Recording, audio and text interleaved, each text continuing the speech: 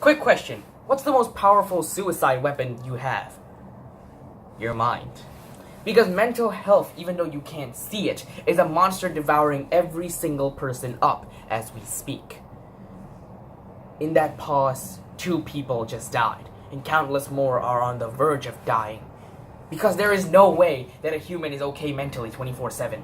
Granted, you are physically fit now, but when you were young, remember all those times you got sick? All those times you had to go to the clinic, smiling to yourself that you're going to skip a day of school, and then sobbing an hour later as your mother shoves disgusting pills and syrups down your throat? Those help your body into being happy and healthy, but are there medicines for the brain? Not much. What if you're fighting against time? First aid.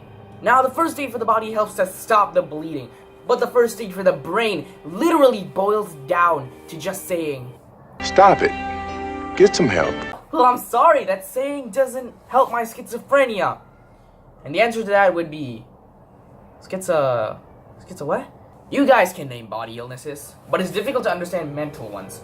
So today I'll be talking about 3 types which are familiar to most of you. Depression, eating disorders, and anxiety. Depression is something everyone will experience in their lifetimes. We laugh at it every time we talk about it, like it's a joke. But sometimes we don't see the dark, depressing reality. Depression hurts. It makes you not enjoy anything, makes you think negatively about everything, like, "Hey, I got all A on my quiz." But that's only the quiz, which constitutes like 10% of your GPA. Fun fact, depression should just be renamed depression, which, since it just presses on your psyche, shoving your self-esteem not even to the floor, but all the way down. With this low self-esteem, you look in the mirror and you see an ugly, hideous thing staring back at you. It's fatter than you, uglier than you. It's like looking in one of those funhouse mirrors.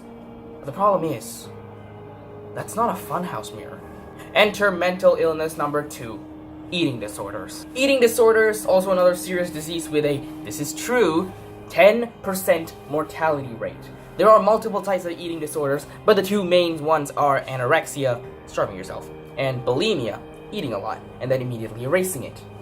Most of the time, both are consecutive. Hungry? Yeah, you'll eat later, then throw everything out, but for now, you're just gonna have to stomach it. Feel like you're starving? Yeah, you are. But think of them as braces. They hurt for a while, but the pain is just your system being fixed. You want some gum? No, too many calories, just chug that water. Then when someone asks you why you're not eating, what do you say? That's right, I'm not hungry, I already ate. Eventually you get stuck in this cycle until you slowly starve yourself to death, because you see yourself as some ugly Shrek-looking monster, but you're actually as skinny as one of those anorexic models. And this constant insecurity of looks and thinking you are fat comes the last illness of today, anxiety.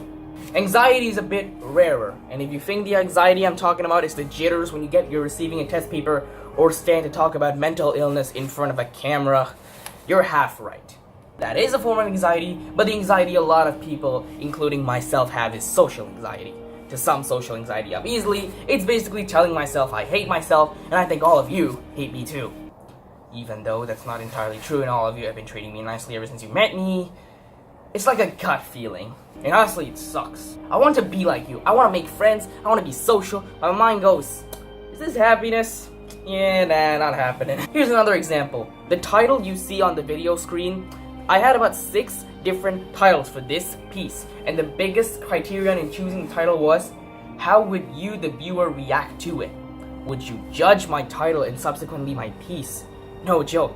And before performing this speech, even writing it 2 weeks ago, thinking about whether I would screw up, thinking about whether like I would mess up everything, just stammer everything. I put these mental blocks in my head, and as expected, it would show up in my body. Palms sweaty, knees weak, arms heavy, vomit on my sweater already, mom spaghetti. Why do I do this to myself? I just couldn't understand it. But writing this made me understand who I am. And it also reminded me of the biggest part of my healing journey. You.